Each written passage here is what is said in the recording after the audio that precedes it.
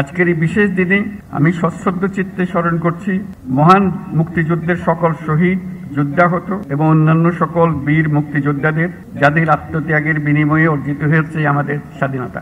একই সাথে আমি শ্রদ্ধা জানাচ্ছি 2024 সালের জুলাই আগস্ট মাসে ছাত্র জনতার অভ্যুত্থানের সকল শহীদ, আহত এবং অংশগ্রহণকারী সর্বস্তরের মানুষের প্রতি, যাদের দুঃসাহসিক আত্মত্যাগ আমাদের দেশ পুনর্গঠনের একটি নতুন সুযোগ সৃষ্টি করে দিয়েছে। বাংলাদেশ সশস্ত্র বাহিনীর জন্ম 1971 সালে রণক্ষেত্রে। টানা তৃতীয়বার অর্জন করেছে দেশের সেরা সুপার ব্র্যান্ড স্বীকৃতি বসুন্ধরা টিস্যু।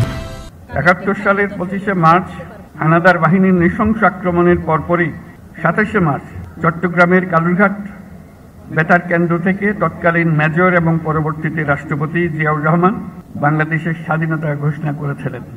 এরই ধারাবাহিকতায় 21শে নভেম্বর সেনাবাহিনীর সাথে নৌ ও বিমান বাহিনী সম্মিলিতভাবে পাকিস্তানি বাহিনীর বিরুদ্ধে লড়াই শুরু করে। এই কারণেই 21শে নভেম্বরকে মুক্তিযুদ্ধের একটি মাইল ফলক হিসেবে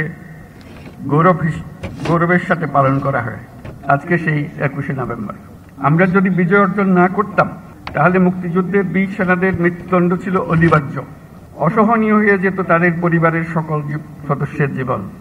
মুক্তিকামী সেনা, নৌ ও বিমান বাহিনীর অকুতভয় বীর সেনানীরা জীবনের পরোয়া না করে, পরিবারের ভবিষ্যতের কথা চিন্তা না করে এদেশের স্বাধীনতা যুদ্ধে ঝাঁপিয়ে পড়েছিল। তারাই এদেশের আপামর জনসাধারণকে সাহস জুগিয়েছে। মানুষের সঙ্গে কাঁধে কাঁধ মিলিয়ে জল, স্থল ও আকাশপথে সম্মিলিতভাবে প্রতিরোধ গড়ে তুলে দেশমাতৃকাকে পরাধীনতার শৃঙ্খল থেকে মুক্ত করে এনেছেন। মুক্তিযুদ্ধকে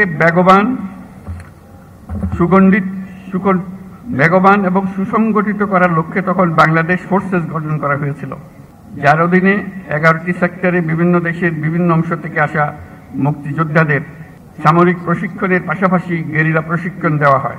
এরই চূড়ান্ত রূপ আমরা দেখি 71 সালের 21শে নভেম্বর সেনাবাহিনী, নৌবাহিনী ও বিমান বাহিনীর সম্মিলিত অভিযানে। পাকিস্তানি সৈন্যদের বিরুদ্ধে এই যৌথ অভিযানেই 1971 সালের 16ই ডিসেম্বর বাংলাদেশের স্বাধীনতা সংগ্রামের চূড়ান্ত বিজয় এনে দিয়েছিল। 71-এর মুক্তিযুদ্ধে আমাদের সশস্ত্র বাহিনীর অবদান বাংলাদেশের ইতিহাসে স্বর্ণাক্ষরে লেখা থাকবে।